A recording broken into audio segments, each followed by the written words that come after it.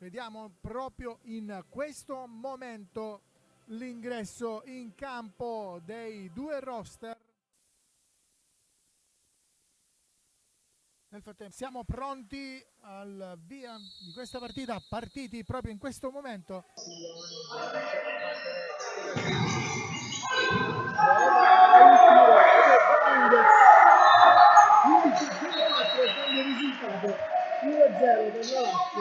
Nuovamente sicuro per Ferraro. Serve Portuga, tutto solo che prova il sinistro, non vede il pallone scheggiare. 17,50 ed è Portuga a battere per Ferraro, non vede partire il pallone. 16,38, 3-0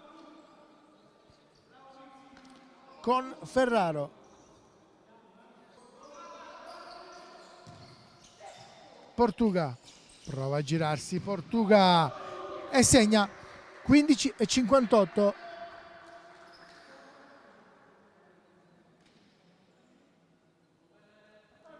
Portuga. Di Michele prova il tiro, la palla che passa fortuitamente sotto le gambe di Licciardello per il 5-0. Salta due uomini, serve Foti, che peccato.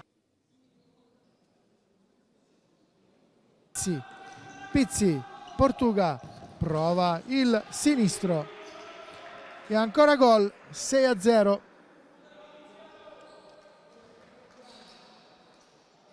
Ancora Sirio contro Luca Longo, prova il tiro e pallone che va in gol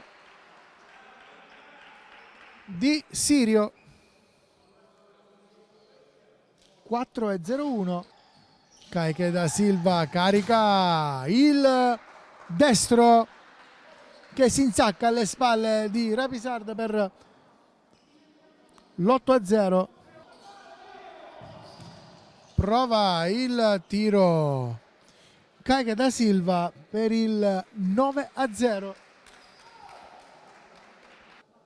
E possiamo dire che finisce qui il match del Palavagner Mascalucia Calcio 5 Lazio Calcio 5, 9-0 il risultato in favore dei biancocelesti. Grande coraggio da parte del Mascalucia Calcio 5, da Rosario Sortino e Ciccio Caruso alla regia. A voi studio, al prossimo match.